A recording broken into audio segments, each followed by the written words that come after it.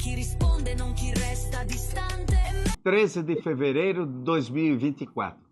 Bem-vindos a mais uma Quattro Chiacchiere Insieme. Voltamos hoje ao tema da cidadania italiana por descendência, porque uma nova decisão judicial, a segunda ordenança do Tribunal de Campobasso, de 6 de fevereiro de 2026 agora, elevou já para 4 o número de remessas atualmente submetidas à Corte Constitucional Italiana, que questionam as restrições introduzidas pela Lei número 74 do ano passado, que chamamos o Decreto da Vergonha. Para analisar o alcance jurídico dessa nova decisão e os possíveis efeitos sobre milhares de processos em andamento, nós voltamos a conversar com os advogados Dr. Marco Meloni e doutora Graziella Cerulli, que acompanham diretamente essas questões.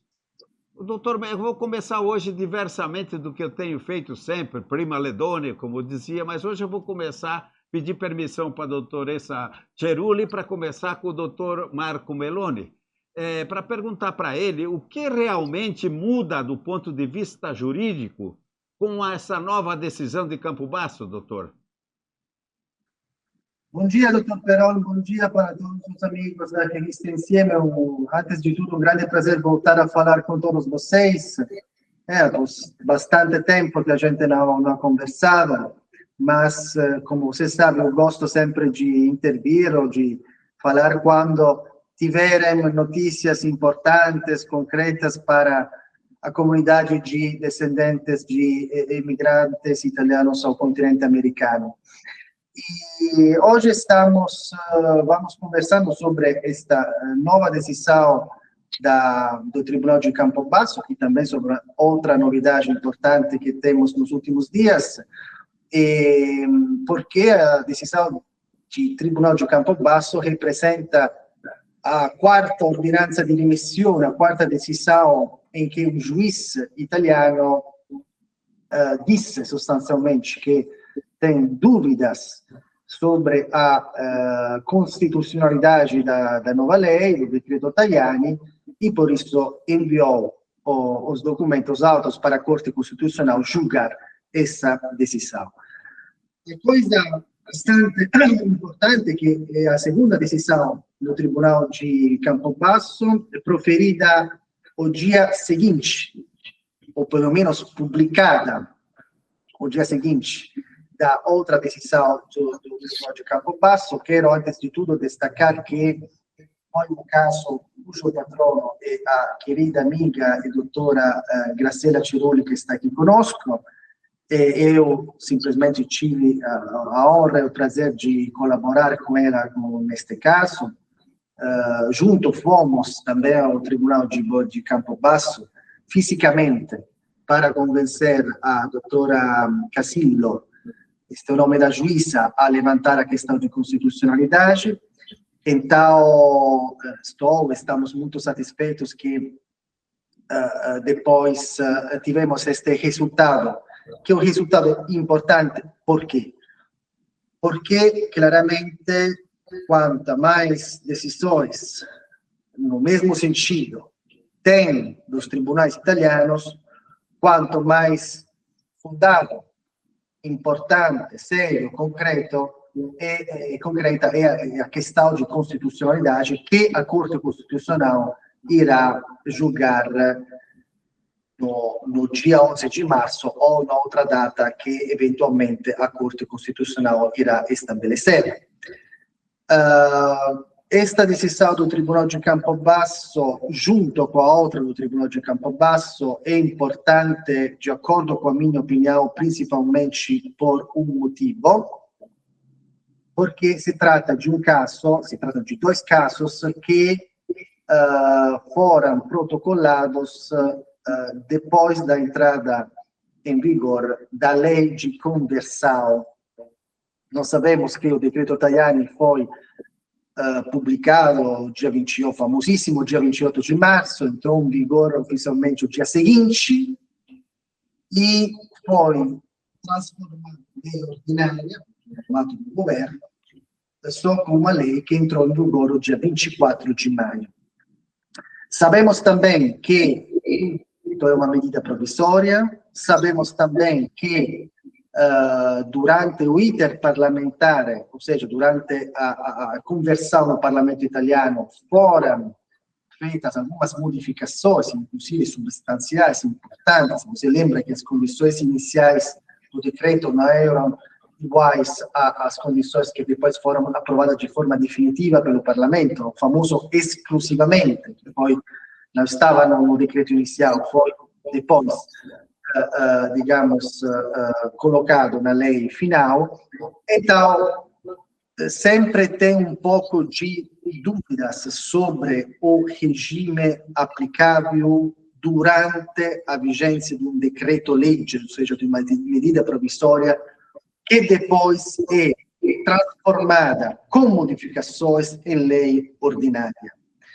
Tem muitas discussões em doutrina, em jurisprudência, se, digamos, todo o texto, todas as medidas, todas as regras de uma medida provisória depois modificada pelo parlamento têm a possibilidade de ser aplicadas, no caso concreto, durante o período de vigência da medida provisória. Então, à luz deste tipo, digamos, desta questão um pouco de possível falta de certeza jurídica sobre o decreto provisório, o decreto-legge, o fato que estes casos foram protocolados depois da lei de conversão, então é pacífico que a esses casos se aplicava essa lei que é objeto do questionamento de constitucionalidade, faz com que as medidas, as ordenanças do Tribunal de Campobasso, digamos, são mais seguras, no sentido que deveria estar mais, digamos, correr menos riscos que a Corte Constitucional possa, de alguma forma, dizer que estes casos não eram relevantes, pertinentes pelo juízo de inconstitucionalidade. Nós sabemos que a Corte Constitucional é uma corte bastante rígida, rigorosa na análise preliminar de exatamente das condições para que uma questão possa ser depois analisada no mérito. A Corte Constitucional antes sempre verifica se realmente o juiz de mérito é chamado a aplicar exatamente essa norma no caso concreto.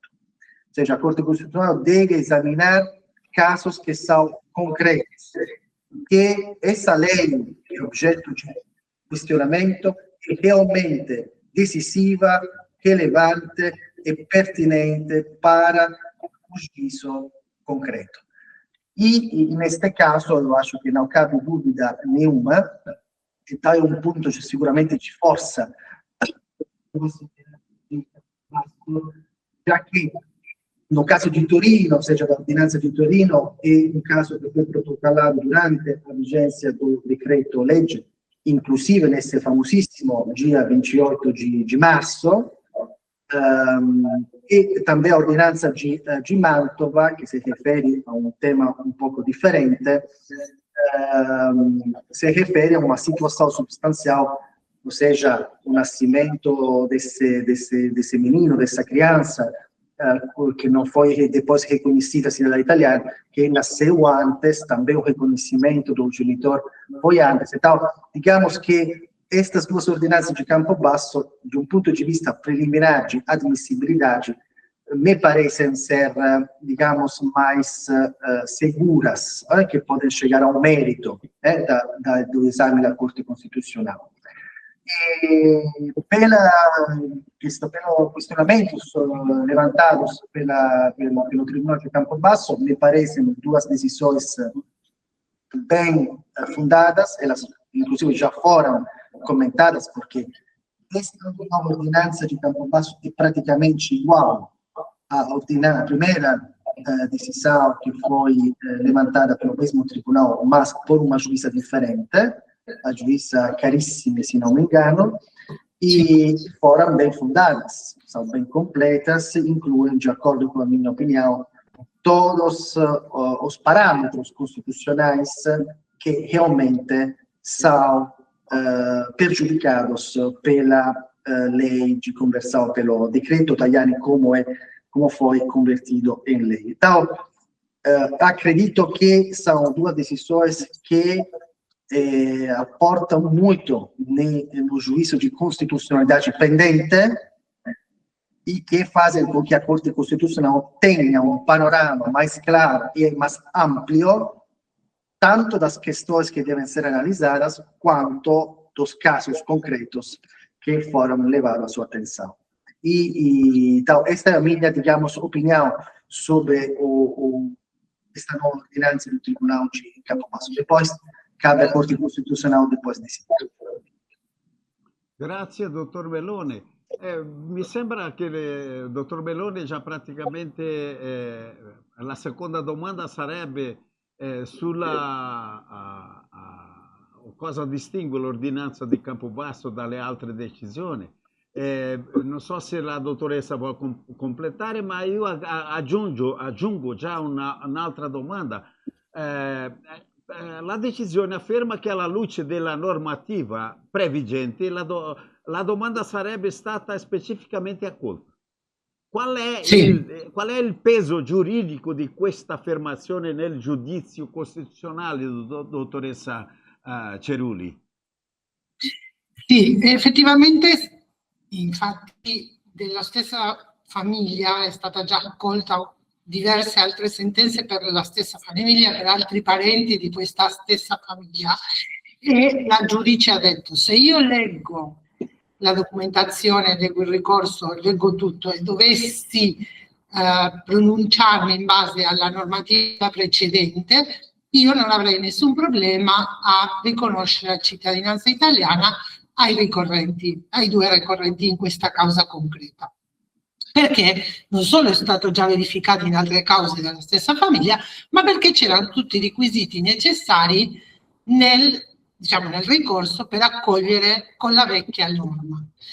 E subentrando la legge, perché infatti, come giustamente diceva questo ricorso è stato presentato dopo la legge di conversione, subentrando la legge di conversione, la giudice è costretta ad applicare la norma, perché neanche riesce a fare un'interpretazione costituzionale della legge. Che vuol dire? Neanche volendo lei, che è tenuta a farlo, perché i giudici in primo grado sono tenuti a fare un'interpretazione costituzionale della nuova norma, riesce a trovare il modo di dire: lascio da parte la nuova normativa e faccio un'interpretazione, perché la nuova normativa è troppo lontana da una interpretazione costituzionale della norma. E ovviamente affronta come i temi principali, dice che non può fare questa interpretazione perché c'è una revoca di un diritto già acquisito, che è quello della cittadinanza, che abbiamo detto in tutti i modi possibili, perché è un diritto originario, uno status della persona che non cambia, ma il decreto revoca massivamente, cioè a tutti, questo diritto acquisito dalla nascita, e viola i diritti di non mi viene imparata la parola, Marco aiutami. Ragionevolezza. Non mi viene. Dico tutti i giorni ragionevolezza, non mi veniva la parola, legittimo affidamento, e i costituzionali con la questione dell'Unione Europea, soprattutto alla luce che non si può togliere la cittadinanza, cioè la cittadinanza italiana impatta anche sulla cittadinanza europea, e l'Europa ha chiarito che deve esserci una causa per ogni volta che qualcuno viene privato da questo diritto. Per quanto riguarda, come dicevamo prima, il diritto soggettivo, questo l'avevamo detto in tutti i modi possibili, e a me ci sono, è sproporzionata la norma al fine che sta perseguitando, perché una delle cose giuste che dice il giudice è: non possiamo sacrificare un diritto costituzionale perché i giudici, i comuni, i consolati non riescono a gestire dal punto di vista amministrativo le richieste di riconoscimento. Questo secondo me è uno dei, cioè togliere la cittadinanza, anche per revocare la cittadinanza in forma massiva, viola anche il principio che lo dice espressamente che sta togliendo la cittadinanza per motivi politici, cioè tu stai influenzando anche l'elettorato, sia attivo che passivo. Questo per me è fondamentale, di tutti, perché gli altri ne abbiamo parlato tantissimo, ma il fatto che ci sia una riserva di legge del Parlamento per trattare le questioni di carattere elettorale, per me, che in questa ordinanza si sottolinei la riserva di legge, cioè che sia solo il Parlamento e non il potere esecutivo a privare di un diritto costituzionale delle persone per crearsi a gusto e piacere il proprio elettorato. Questo mi sembra un argomento molto, e lo sottolinea abbastanza il giudice in questa sentenza in particolare. Ovviamente è sproporzionata perché è irragionevole anche col principio di uguaglianza. Le stesse persone che hanno gli stessi diritti, un giorno sì, cioè il giorno prima depositavano il loro ricorso, la loro pratica o in consolato, in comune o presso il tribunale, al giorno seguente si sono visti senza più un diritto che hanno dalla nascita, e questo lo sappiamo benissimo perché ne abbiamo parlato qua, ne abbiamo parlato in tutti i modi possibili. E infatti in questo caso concreto, come dicevo prima, gli altri parenti, cioè i cugini di questi ricorrenti, avevano fatto un'altra causa prima, avevano già la sentenza passata in giudicato. Questi due ricorrenti non hanno avuto il tempo di preparare i propri documenti, hanno avuto delle difficoltà anche economiche per presentarlo, perché essendo una causa via materna necessariamente dovevano andare in giudizio, non potevano farlo via consolare. Ovviamente non dipende da loro, cioè non è una volontà propria non voler acquisire o farsi riconoscere questo diritto, semplicemente sono arrivati in ritardo, e questo è fuori controllo, e questo è irragionevole e va contro l'affidamento nel diritto. Marco? Grazie dottoressa. Doutor Marco, eu acrescento, eu sei que o senhor tem os seus argumentos todos já alinhavados ali, mas eu acrescento uma observação que eu vi na sentença ali, na ordenança. A juíza parece que sustenta que a nova lei produz, na prática, uma revogação retroativa de um status já adquirido, isto é, que o cara já é cidadão italiano. Esse seria, a seu ver aí, o argumento central das ações hoje em curso, doutor Meloni? Sì, perché sempre a gente falou que estamos diante de uma revogação retroativa. Eu, inclusive, sempre utilizei o termine revogação, não perdita da cidadania italiana, porque a revogação é uma decisão do Estado, ou seja, da administração. A administração revoga normalmente algo. E o senhor sabe que, para mim, esta nova lei não foi uma lei, mas foi um provimento administrativo. Foi uma decisão administrativa de revogação. Porque è una lei ad personam, ok? Uma lei ad personas, ou seja, para um grupo específico de pessoas, e não para a coletividade, não para todos. Então, absolutamente, eu acredito que o termo revogação seja o mais adequado, a grande revogação da cidadania italiana.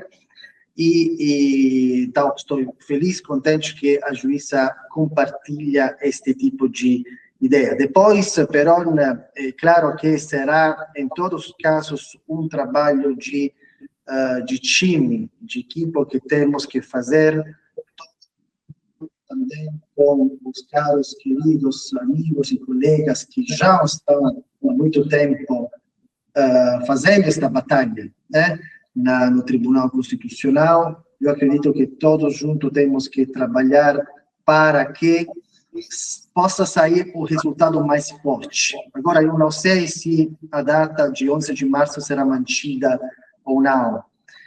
Porém, eu acredito que o interesse principal para todos os interessados, todos os descendentes, é que possa sair uma decisão que não somente possa declarar inconstitucional esta lei, principalmente na parte da retroatividade, mas que seja tão clara, tão forte, tão inequivocável, que possa evitar que o governo novamente possa adotar uma nova medida, uma nova lei, que, por sua vez, seja discriminatória, seja inconstitucional e que continue prejudicando os direitos dos descendentes.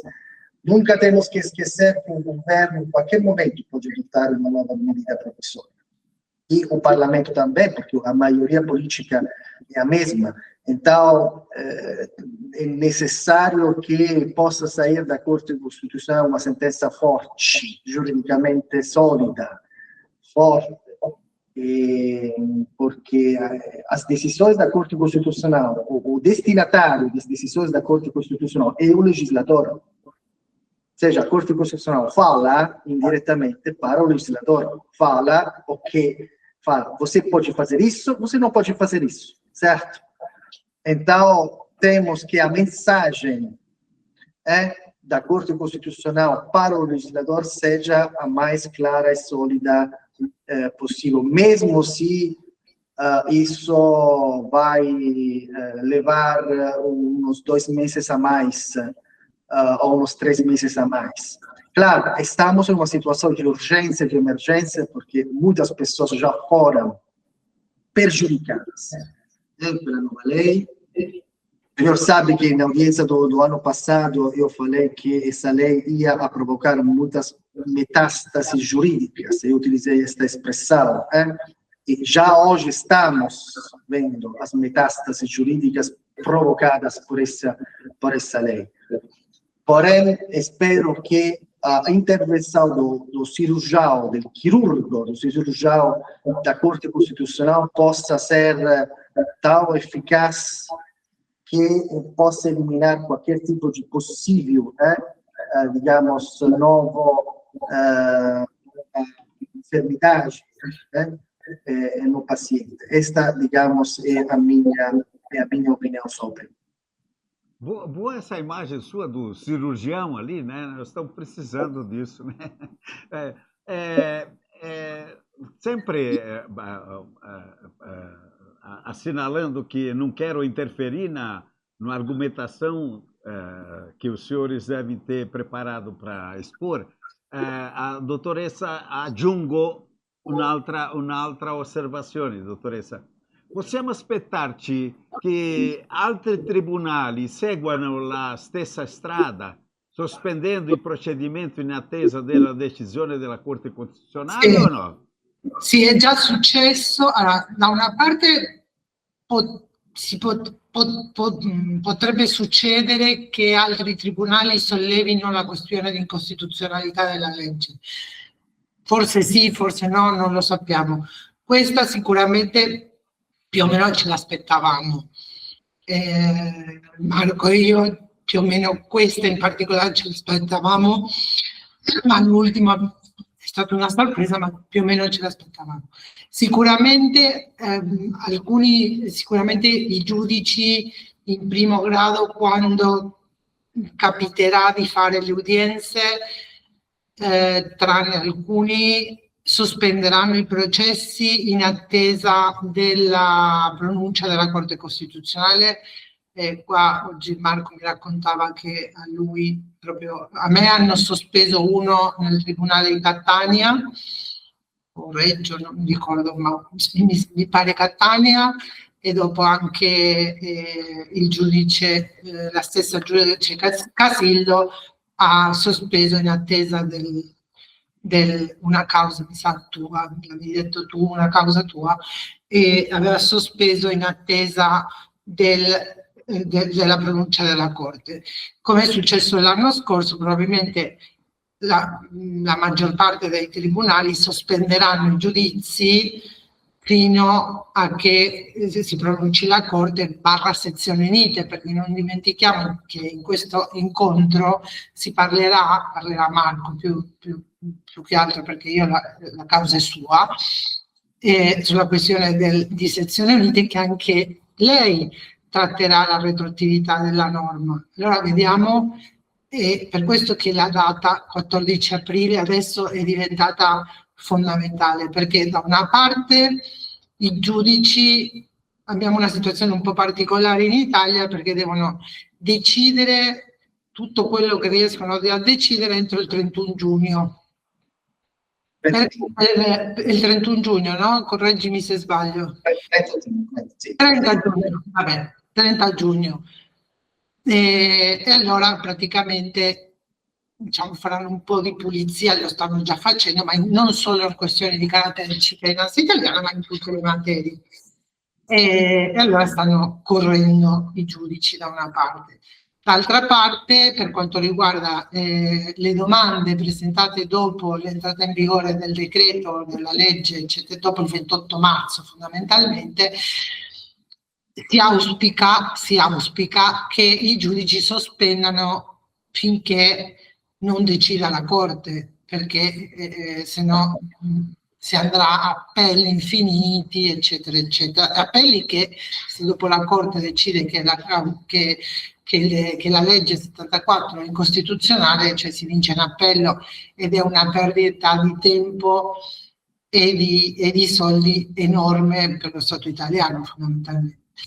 E chissà se qualche altro tribunale possa sollevare la questione di costituzionalità, non lo so, onestamente potrebbe succedere, ma adesso sono molto impegnati a risolvere tutto entro il 31-30 giugno di quest'anno.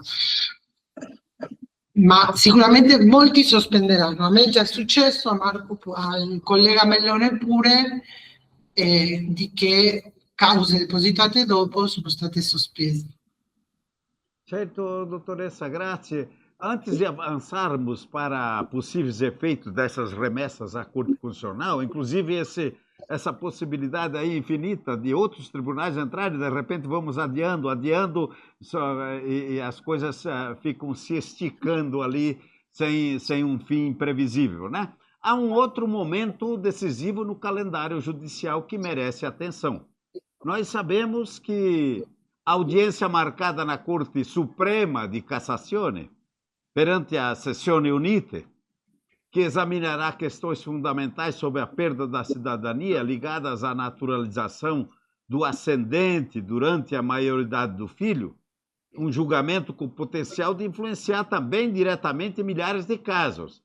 Então pedimos, Vênia, aí se o doutor Mellone pudesse nos explicar essa audiência que vai preceder, de qualquer forma, se houver esse adiamento, vai preceder a audiência marcada para o próximo dia 11 de março. Essa é para o dia 4 de abril, né, doutor Mellone?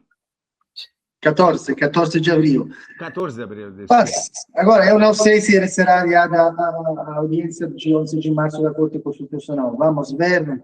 Eu faço só uma brincadeira, doutor Peron. Espero que se vai ter, digamos, uma postergação desta audiência que não seja de novo no final de junho, porque você lembra quando estivemos juntos na Corte Constitucional dia 24 de junho, se lembra do problema da temperatura na aula da Corte Constitucional italiana, não? Que é muito quente, final do mês de junho, então lembra a questão. Então, eu, como advogado, espero que não seja no meio do verão italiano. Isso, espero que seja um pouco antes. Me permite, doutor Meloni, quente nos dois sentidos, né? No calor ambiental e no calor argumental também, né? Isso mesmo. Então, como advogado, pessoalmente, espero que não seja, digamos, aí, naquelas mesmas condições do dia 24 de junho. Eu lembro que quando entramos na aula da audiência, a nós, advogados, foi dito um minuto antes de entrar na aula da audiência que os juízes não gostavam do ar-condicionado, então apagaram o ar-condicionado, então realmente era duro falar naquelas condições. Mas brincadeiras à parte, com certeza temos esta outra data importante, que é o dia 14 de abril de 2026, essa audiência na Suprema Corte Italiana, na Corte de Cassazione, a Sezione Unite, audiência que foi, primeiramente, digamos, marcada pelo dia, ou pelo menos tinha notícia que era o dia 13 de janeiro, mas em todos os casos foi marcada de forma oficial para dia 14 de abril, e de acordo com a minha opinião, vai ser uma data crucial para todos os descendentes, não somente os descendentes de imigrantes italianos que se naturalizaram em algum momento da sua vida quando tinham ainda filhos menores de idade. Vou explicar rapidamente o contexto. Estamos falando do artigo 12, ponto 12, segundo comma da lei de 1912, que estabelecia este mecanismo da perda da nacionalidade italiana para os filhos menores de idade, então menores de 21 anos, porque na época 21 anos era a maioridade, de quem se naturalizava, dos cidadãos italianos que se naturalizavam no estrangeiro.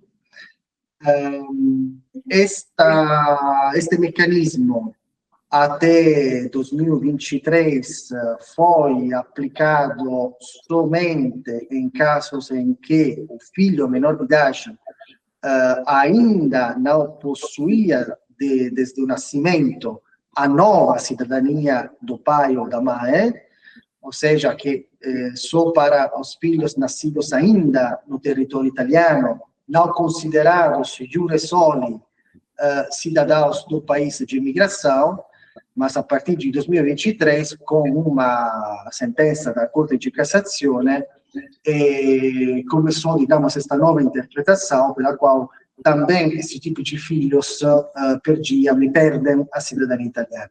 Estamos falando, como eu já disse várias vezes, de um número enorme de pessoas, que eu calculo ser muito maior das pessoas que eram prejudicadas pelo decreto da grande naturalização brasileira, porque estamos falando principalmente de cidadãos dos Estados Unidos, mas também de países europeus, de todos os países em que os italianos se naturalizaram. Agora, no Brasil não era frequente, mas nos outros países de imigração italiana sim que era muito frequente e que, inclusive, os italianos tinham que se naturalizar, tinham que adquirir uma nova nacionalidade para viver, para se integrar na sociedade local. E quando fazia isso, tinha normalmente 30, 25, 30, 35, 40 anos, e você com 25, 35, 40 anos, é plausível, é normal que tenha um filho ainda menor de idade, principalmente se a maioridade é a 21 anos. Então, praticamente, todos os filhos destas pessoas que se naturalizaram nos países de imigração, que eram quase os 60%, 70% dos italianos imigrantes, perdiam a nacionalidade e não podiam mais transmitir a cidadania para as sucessivas gerações até hoje. Então, estamos falando de milhões de pessoas. E com esta nova interpretação da Corte de Cassazione, que foi adotada também pelo Ministério do Interior, com a famosa circolare do dia 3 de outubro de 2024, se a memória não me engana, eu continuei lutando contra questa interpretação. Inclusive, a Suprema Corte confirmou essa interpretação mais 2 vezes, então temos 3 sentenças da Corte de Cassazione desfavoráveis, mas mesmo assim continuei lutando e cheguei a convencer a Corte de Cassazione a rever, a vê-lo novamente, analisá-lo novamente, e inclusive consegui convencê-los a analisá-los no máximo órgão da jurisdição italiana, que sono le sezioni unite della Corte di Cassazione, che sabemos se occuparam do tema da cidadania só poucas vezes na história da cidadania italiana, a última vez com a grande naturalização. Exatamente porque são assuntos super importantes que devem ser analisados por este máximo órgão da jurisdição italiana. Depois são praticamente, quase sempre, vinculantes por todos os outros juízes nacionais. Doutor Meloni, e não somente isso. Não, acho que normalizou. Doutor Meloni, estamos tendo alguma interrupção na sua fala. Essa última observação que o senhor fez aí, eu acho que ficou prejudicada. O senhor poderia, talvez, retomar, por favor? Claro, vou retomar. Estava dizendo que as decisões da sezione unite da Corte de Cassazione são praticamente vinculantes por todos os juízes nacionais. E não somente isso, porque a sezione unite expressam princípios de direito, ou seja, dizem exatamente, interpretam, digamos, de forma praticamente definitiva as leis italianas e, portanto, o que fala le sezioni unite depois tem valor também extrajudicial, ok? Ou seja, também fora do âmbito judicial, fora do judiciário, porque é, pelo mínimo, tomado em consideração tanto pela administração italiana, tanto pelo parlamento italiano, quanto também por outras cortes, como a Corte Constitucional. Tanto é que na sentença 142 do ano passado, da nossa sentença, digamos, da Corte Constitucional, a Corte Constitucional cita e retoma as considerações delle sezioni unite do ano 2022, com o caso da grande naturalização brasileira. Então, os efeitos espalham também fora do âmbito estritamente judicial. Isso só para esclarecer um pouco qual é a importância em geral das pronúncias da sezione unite. Agora, o tema, o objeto dessa audiência, o objeto principal, será este mecanismo da perda da cidadania italiana para os filhos menores. Mas, a Corte de Cassazione, a sezione unite, será chamada também a esclarecer de forma preliminar que estes casos que serão analisados no dia 14, que são 3, a esses casos não se aplica de forma nenhuma nova lei, o decreto Tajani, a nova lei, o decreto Tajani, como foi convertido em lei ordinária. Isto porque estes casos que serão analisados no dia 14 de abril foram discutidos em uma audiência que teve lugar no dia 27 de maio de 2024. A Graciela estava comigo aí na Corte de Cassazione. 3 dias depois da entrada em vigor da Lei 74. E eu pedi para a Corte de Cassazione, publicamente, pedi para eles aproveitarem deste juízo pendente para esclarecer também essa nova lei de entrada em vigor, não se aplicava aos casos concretos que foram protocolados muitos anos atrás. Então, foi, de alguma forma, uma expediente, foi uma ocasião que eu tomei para provocar a Corte de Cassação também sobre este assunto. Tanto é que o juiz da Corte de Cassação que resolveu enviar o procedimento para le sezioni unite escreveu nessa ordinança, nessa decisão, digamos, provisória, sezioni unite, por favor, evitando que vão falar sobre o mecanismo da perda da cidadania para os filhos menores, podem esclarecer também esta questão preliminar da retroatividade da lei italiana, por favor. E olha só, doutor Peroni, o juiz relator delle sezioni unite, ou seja, o juiz que vai fazer a análise preliminar, digamos, e depois vai discutir com todos os outros juízes da decisão final, é o mesmo juiz que levantou o pedido para a sezioni unite de analisar estes dois argumentos com o máximo, que é o jurisdicional. Então, repito, o juiz que pediu para a sezioni unite analisar preliminarmente a questão da retroatividade e também depois a questão da perda dos filhos menores, é o mesmo juiz que será relator no dia 14 de abril da audiência delle sezioni unite.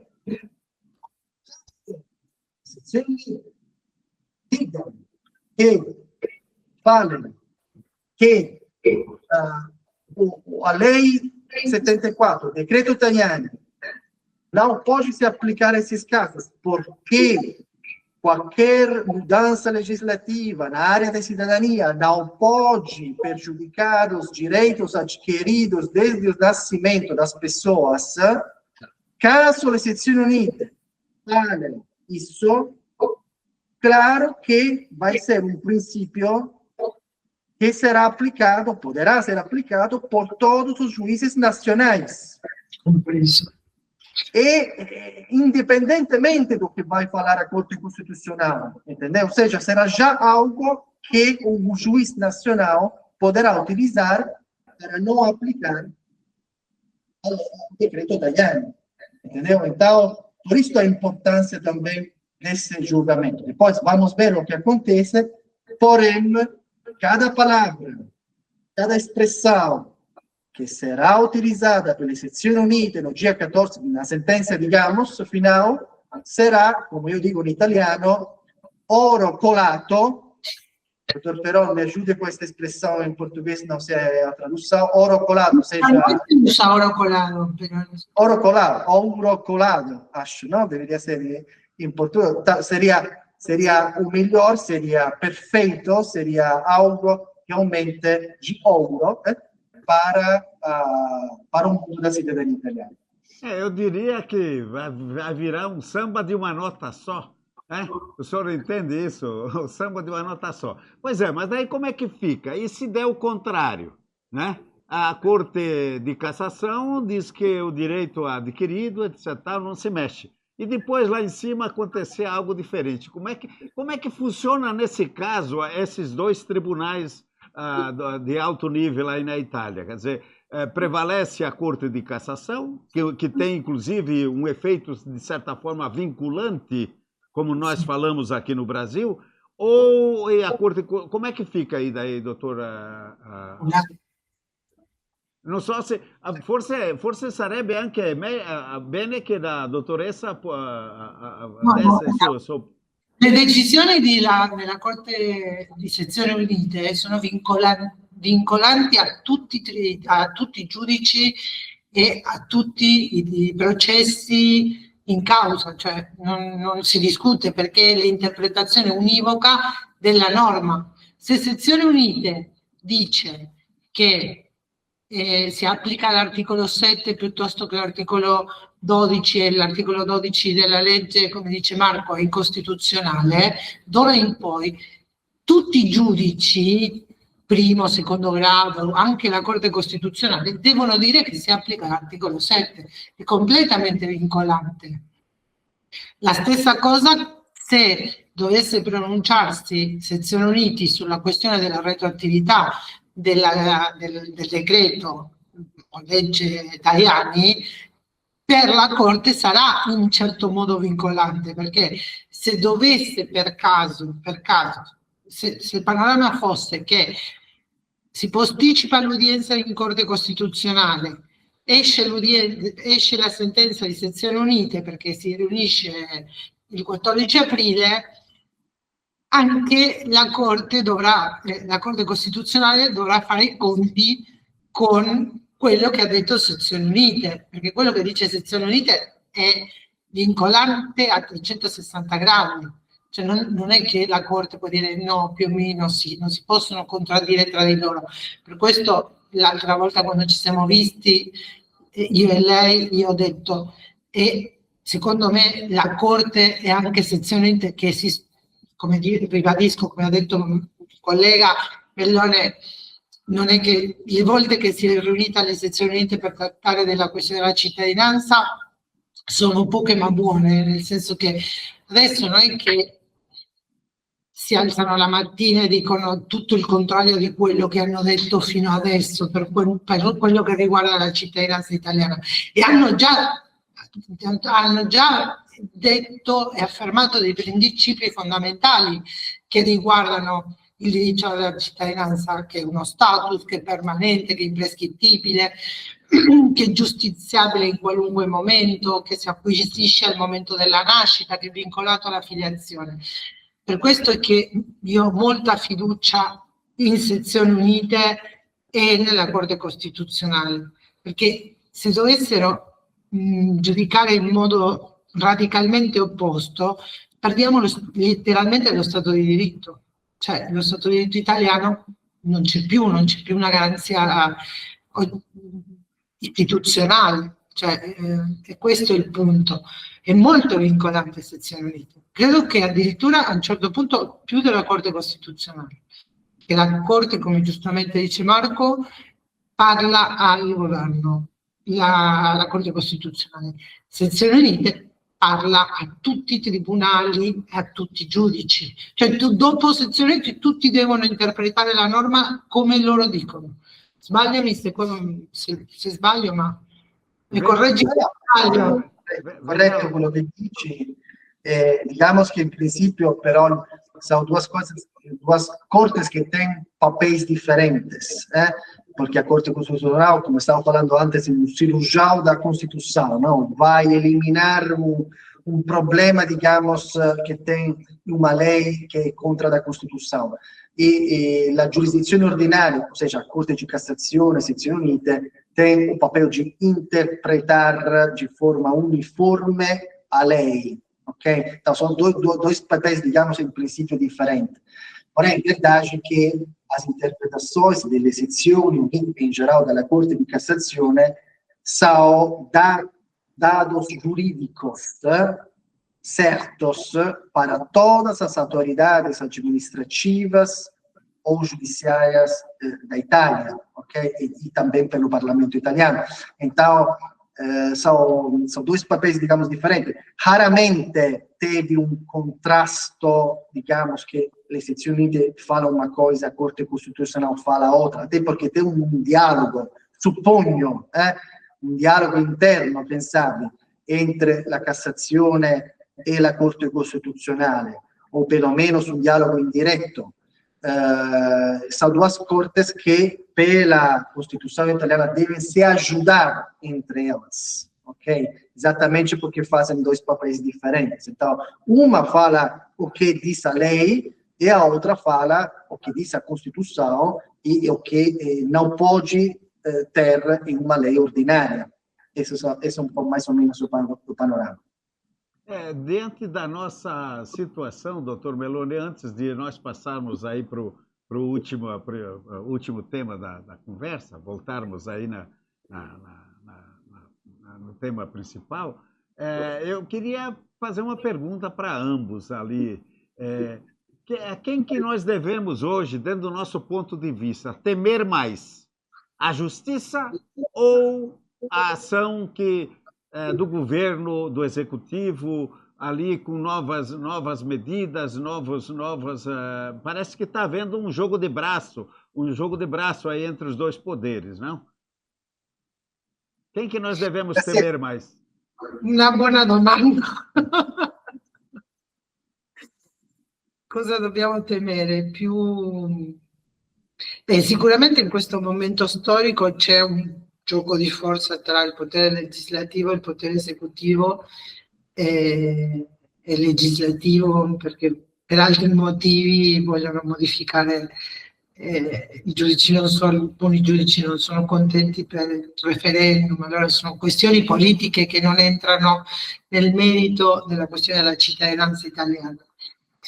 Io non sono una politologa, io non me la sento di dare il mio pensiero su questa cosa qua.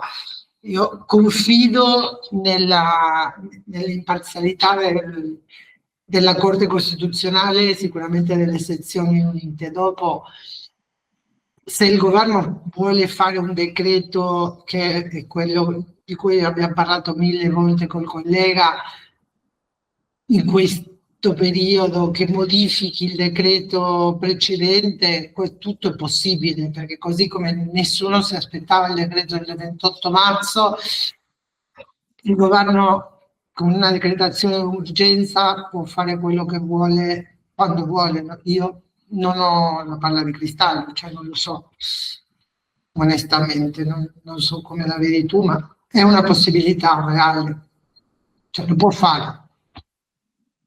Doutor Marco, quer dizer alguma coisa? Digamos que eu vou fazer uma consideração bem de realpolitik. Ou seja, eu acredito, o governo sabe qual é a situação, sabe que tem um número enorme de pessoas interessadas, fecharam as portas durante uma noite porque sabiam que não podiam dar um prazo, e eles sabem também que se a Corte Constitucional declarar inconstitucional esse decreto, o dia seguinte muitas pessoas irão aplicar novamente. Questo è il segreto di Pulcinella in Italia, se fala, ou seja, quando é um segredo, não segredo. Ou seja, que todo mundo sabe isso. Então, claro que não é possível excluir novas intervenções do governo, até, quem sabe, antes da audiência, para evitar um julgamento negativo. Então, todos os cenários são possíveis. Então, é bem importante que todo mundo saiba disso. Porque a questão é muito importante, numericamente falando, uma questão política também importante. Então, todos os cenários são abertos. O que eu posso dizer para quem é interessado hoje, tem reconhecimento da cidadania, é que hoje temos uma situação de risco calculado, porque sabemos qual é, digamos, a lei que estamos, digamos, criticando, qual é a situação atual. Amanhã, não sabemos qual será possível nova lei, nova medida que o governo ou o parlamento vai adotar, quem sabe que seja até mais constitucional, digamos, desta, ou seja, menos atacável, ok? Então, tem também esta possibilidade, ou seja, hoje o risco calculado é um risco, claro, tem risco sim, mas é calculado. Amanhã, ninguém sabe o que pode acontecer, entendeu? Então, por isso, repito novamente, a possível decisão da sezione unite que diga, uma vez por todas,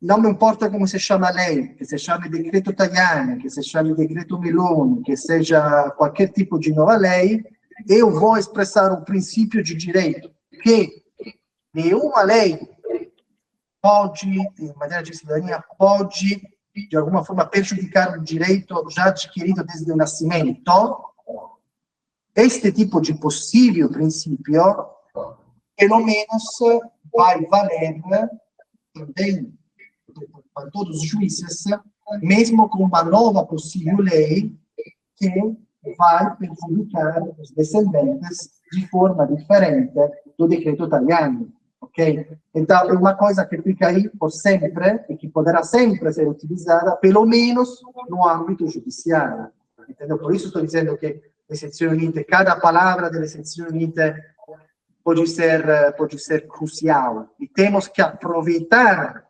desta possibilidade, que não sempre acontece, porque a sezione unite tem muitas outras coisas, claramente, para analisar, para obter o máximo possível desse julgamento. Vamos torcer para que a hipótese do samba de uma nota só aconteça, né? Tenhamos a decisão da Corte de Cassação e depois a confirmação da Corte Constitucional, né? Bem, para concluir, na verdade, temas existem aí para a gente navegar o dia inteiro nessa questão, né? Mas para encerrar nossa entrevista, antes das considerações finais aí, eu queria pedir para os nossos dois convidados, tanto o doutor Meloni quanto a doutora Cerulli, qual é o cenário hoje mais provável para os próximos meses no contencioso da cidadania italiana e que orientação jurídica geral, obviamente respeitando todas as questões de deontologia, etc., pode ser dada às famílias que aguardam decisões judiciais. Non so se a dottoressa mi ha capito, né? Posso ripetere in italiano, qual è oggi il scenario più probabile per i prossimi mesi nel contenzioso sulla cittadinanza italiana e quale orientamento giuridico generale può essere dato alle famiglie che attendono decisioni giudiziarie? Allora, per le persone che hanno già depositato i ricorsi prima del 28 marzo, siamo tutti tranquilli che sicuramente si applica la vecchia normativa. Queste persone, diciamo, sono serene, non hanno problemi anche dal punto di vista probatorio, come avevamo detto l'altra volta, perché neanche si chiedono nuova integrazione di nuovi documenti. Allora, per quelli che hanno presentato tutto entro il 27 marzo possono stare tranquilli. Per quelli che hanno depositato o comunque presentato ricorsi dopo il 28 marzo, dipende il tribunale, fondamentalmente dipende dal giudice. Come dicevamo, adesso non ci sono state tantissime udienze che riguardano le cause post legge o post decreto, ma in quelle poche che ci sono state o con quelle che ci sono state sicuramente c'è una sospensione, vuol dire che le persone che hanno depositato aspetteranno che esca sezioni unite o Corte Costituzionale, fondamentalmente Corte Costituzionale penso io per il momento, e dopo riprenderanno in base a quello che dice Corte Costituzionale, ma lì dipenderà molto del tribunale e del giudice. Sicuramente Campobasso sappiamo già che sospende, Catania pure, adesso gli altri non lo so, per il momento. Dottor Melloni? Allora, diciamo que los próximos 3, 4, máximo 5 meses serão decisivos para o futuro do direito à cidadania italiana por descendência. Então, eu acho que antes do verão italiano, antes da pausa do verão, antes de agosto, teremos com certeza as duas sentenças. Então, os juízes nacionais depois terão realmente tudo para decidir de forma segura, ok? Claro. Então, eu acredito que a maioria dos juízes poderão, para os casos protocolados depois do decreto Tajani, poderão esperar en los próximos, repito, 3-4 meses para tener un panorama claro. No debería ser un problema, porque essendo casos protocolados em 2025, nem tem um problema de demora excessiva do processo.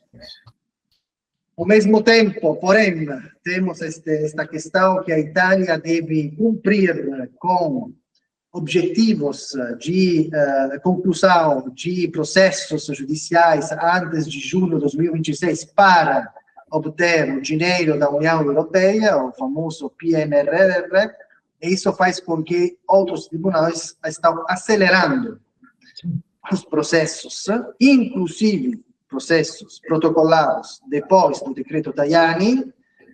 É o caso, por exemplo, do Tribunal de Gênova, que já foi comentado, inclusive, pela revista Insieme. Então, espero que, pelo menos, digamos, essas duas notícias fundamentais possam sair quanto antes possível na primavera, digamos, 2026, e que tenha ainda tempo para os juízes proferirem as sentenças antes, digamos, deste objetivo político de cumprir com um certo número de processos definidos, porque ao final das contas estamos falando das vidas das pessoas, estamos falando de um direito fundamental, estamos falando de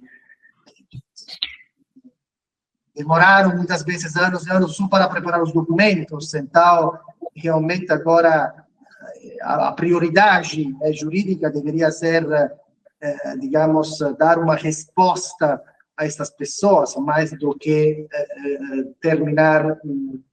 chegar a um certo número de processos terminados, digamos assim. Então, estamos nos próximos 2, 3, 4 meses numa situação de ainda falta de certeza jurídica, porém, eu espero que, finalmente, depois deste período, vamos ter palavras claras e definitivas e que possam também evitar que futuras intervenções legislativas possam, digamos, prejudicar novamente os direitos dos descendentes.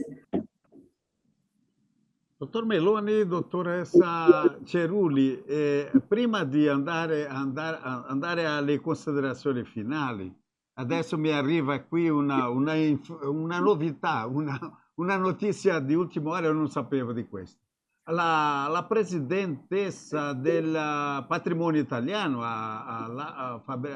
Fabiola Leardini, osserva che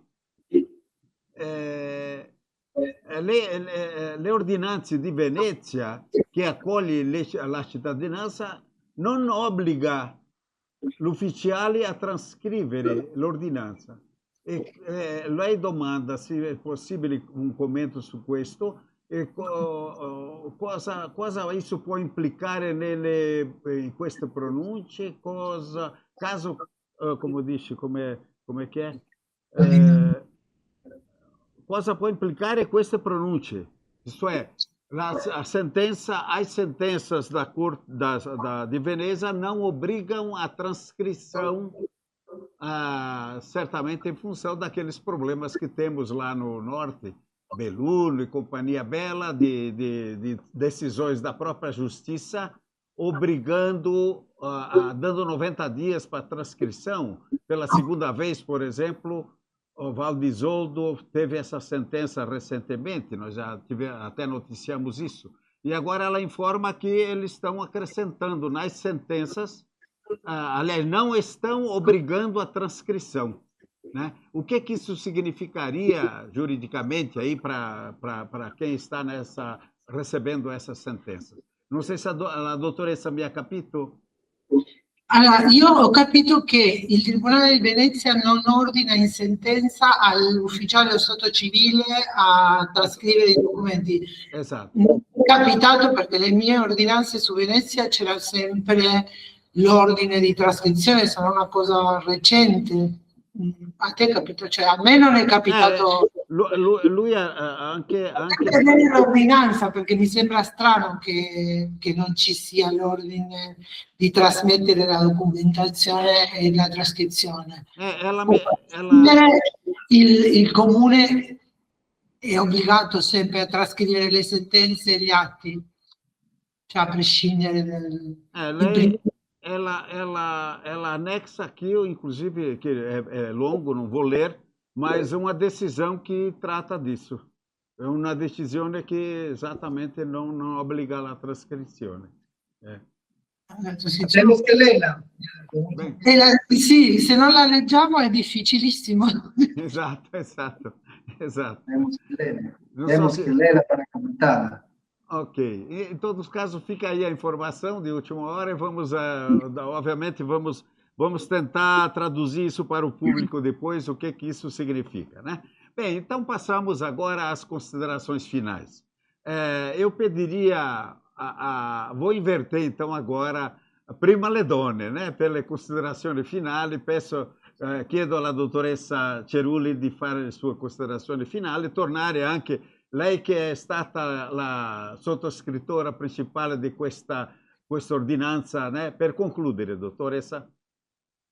No, io concludo dicendo che mi fido tantissimo nei tribunali superiori italiani, se no non farei l'avvocato in Italia, e penso che le 4 ordinanze sono ben sostentate. Il vantaggio, ribadisco, di quelle 2 di Campobasso è che sono post legge e allora blinda qualunque cosa, perché quella di Torino era sul decreto depositato il 28, Mantova è su una questione dei minori, Campobasso è perfettamente blindata, è un'ordinanza in cui si richiamano i principi costituzionali più importanti, è stata presentata dopo la conversione della legge, e mi fido che la Corte non si autocontraddica, cioè non credo che sacrifichi i valori più importanti suoi per una questione semplicemente di non saper gestire le richieste, eccetera, eccetera. Queste sono le mie considerazioni. Io tifo ovviamente per il collega, sai che ci sarò in 14 sezioni unite, ho portato fortuna l'altra volta, adesso andrò di nuovo a trovare il collega e mi auguro che vada tutto bene e soprattutto che decida come lui vuole, perché effettivamente, ma non solo gli americani, ma anche i canadesi, gli australiani, gli europei hanno questo problema.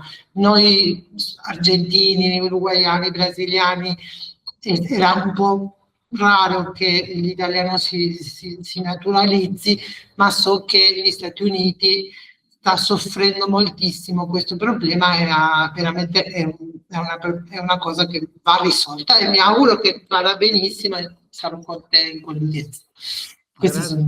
Grazie dottoressa. Sulla questione di Venezia,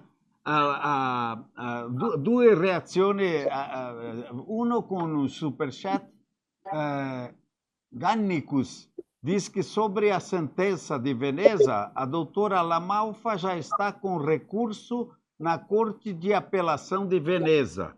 E a própria doutora Lamalfa passa um WhatsApp aqui dizendo que sobre a questão do Brambulo, eu recebi meses atrás esse tipo de decisão e já entrei com apelo.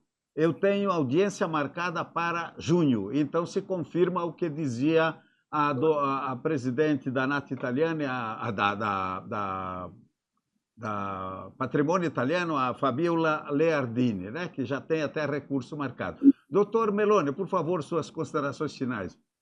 No, mentre lei stava parlando, dottor Peron, io ho controllato nella mia BEC, stavo verificando aí nas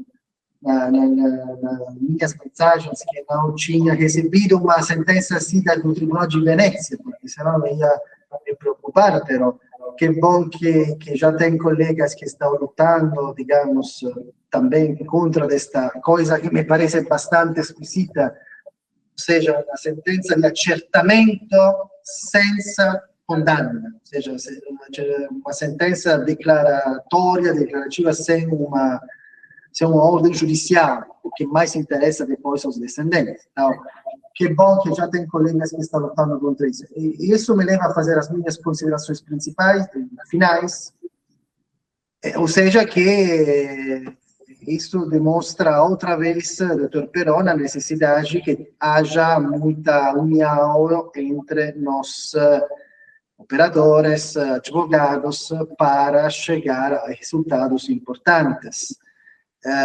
São trabalhos, são lutas muito complicadas. Então, digamos, a contraparte em geral é o Estado italiano. Então, um certo tipo de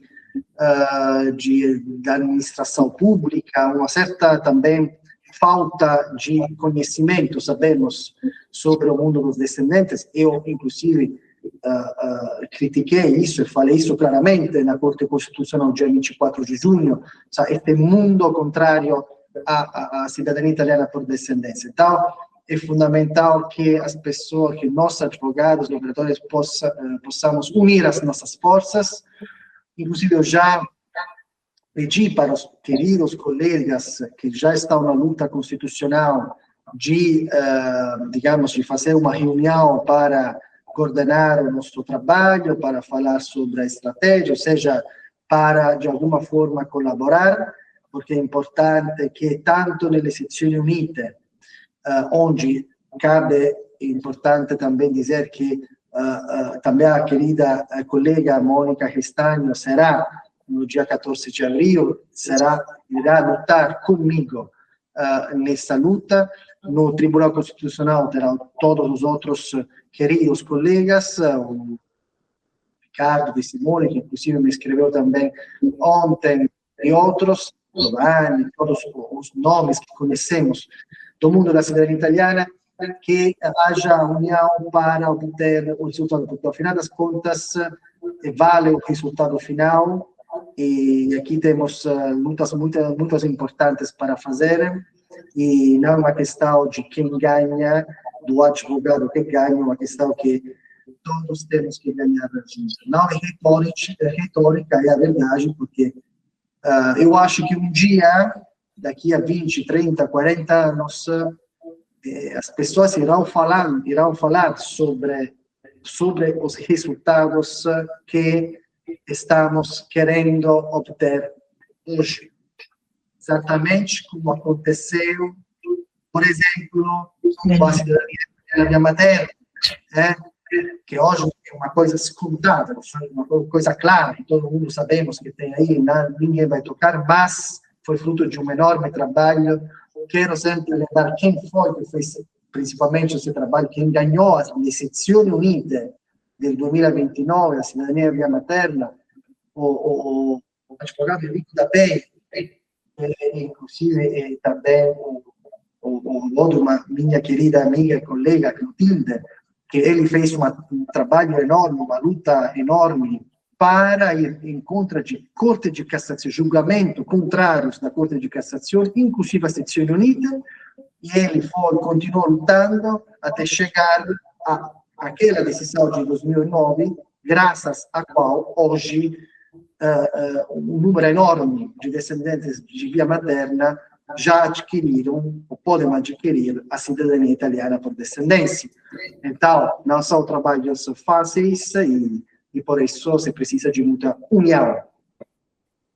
Muito obrigado, doutor Marco Meloni, doutora Graciela Cerulli, né? Como vimos, na verdade, o nosso futuro, o futuro da Itália diaspórica, está na mão desses juristas todos que estão na luta aí à frente com audiências. E veja bem essa notícia agora de última hora, né? É um escamoteamento contínuo, né? De repente você resolve uma questão aqui, abre-se um outro horizonte lá, né?